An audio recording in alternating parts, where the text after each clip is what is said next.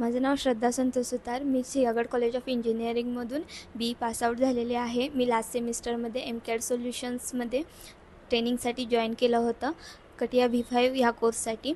आणि after completion मी placement घेतलेली आहे ऑनवर्ड टेक्नॉलॉजीजमध्ये.